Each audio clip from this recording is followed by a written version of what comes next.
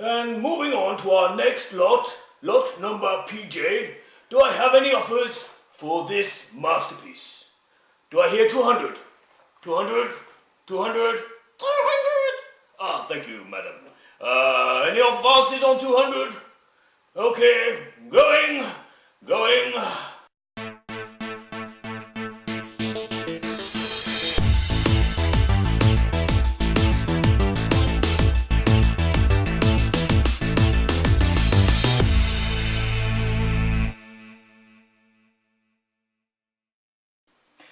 This is Going Gone. It's an auction game for 2 to 6 players.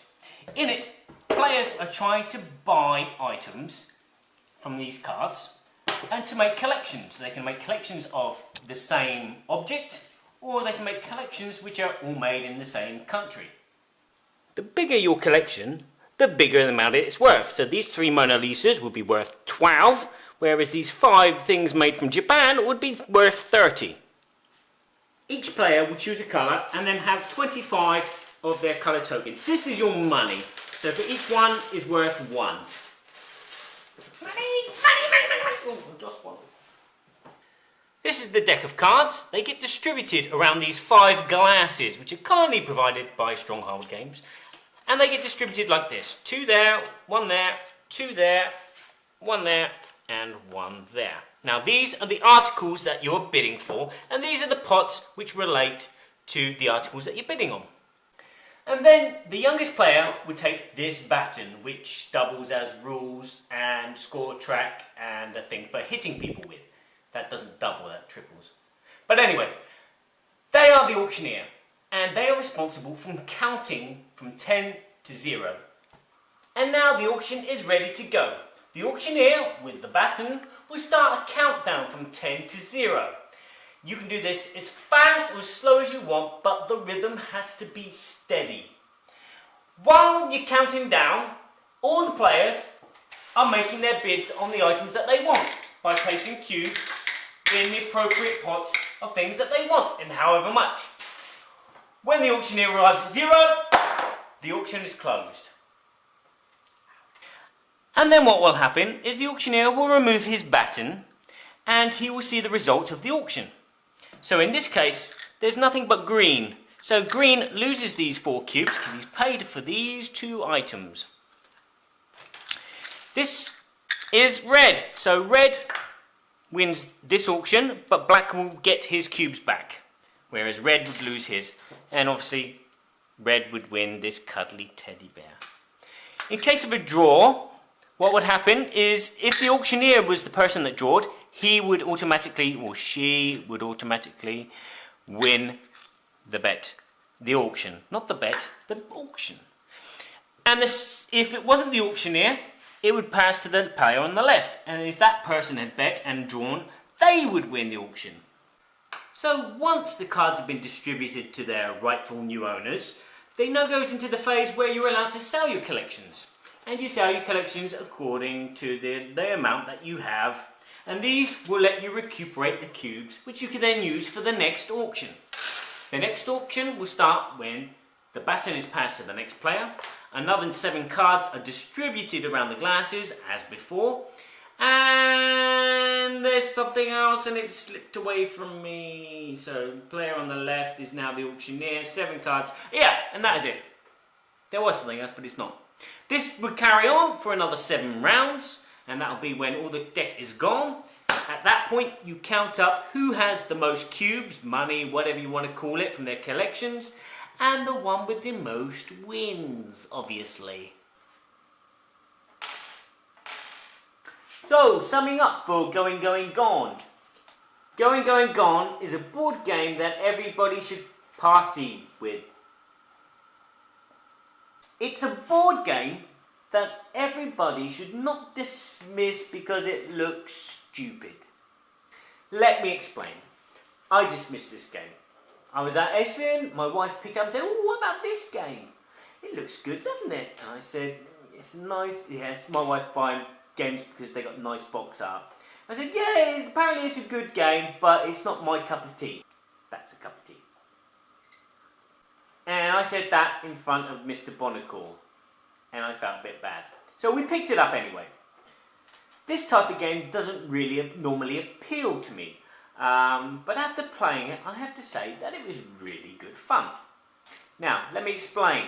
The card art is lovely, the pots are pretty sturdy, the cubes are cubish, but I just want to note that some of the card art is a bit of publicity for Stronghold games. Nicely done, Mr. Bonacore. The one drawback is with the batten. It's, you might not be able to see that, but it's slightly cracked there. It's not that strong. It's quite thick cardboard, but it's not that strong.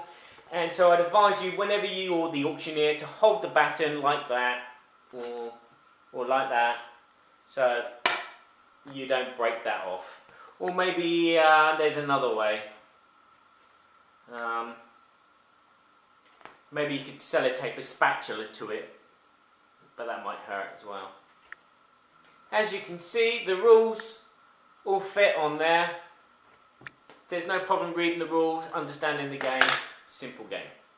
Once you've explained the rules to people and then played one round, people start to go, ah, that's how it works. After the second round, people are giggling. After the third round, people are laughing. After the fourth round, the laughter is bigger. So you imagine what it's like at the end of the seventh round. Now, this didn't just happen one time that I played it. This happened several times that I've played it. In fact, all the times that I've played it. The game generates laughter and stupidity, and it's fantastic like that. It's like, takes me back to games that you used to play in the playground as kids. It's simple, it's light, but at the same time there's a little bit of strategy, thinking of like what cards to buy, what cards the other persons have won before, and you know, should you try and block them by putting money in there?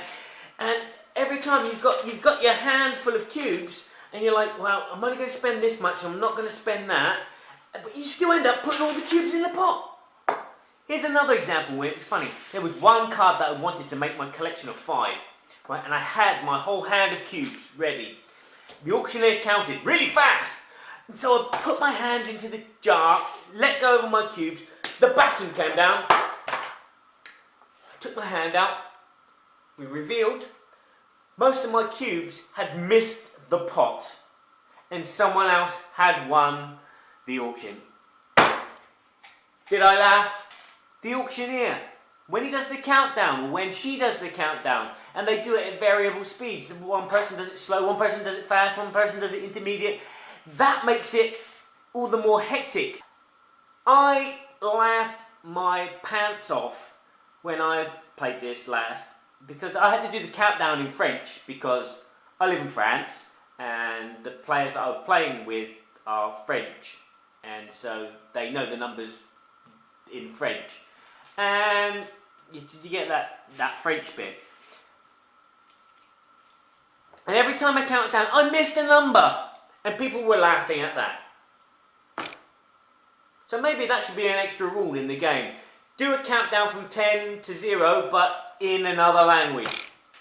Hardcore gamers will probably be put off by this. But I would say, put your conscience away. Put your baggage away as well. I don't want to see your baggage. This is a game about having fun. This is a 15-minute filler, although it says 20 minutes. Oh, I got that wrong. But it's a filler game. It's a family game. You can play this with your family, Christmas time, or whenever there's a meeting, just to get people into the mood and get them into the laughter. I can't wait to go back to the UK this Christmas and play this with my parents. Dad, you watching? Dad, this is a good game. We're going to play this. You're going to laugh. This is a board game everybody should be bringing to parties and concerts and dog competitions.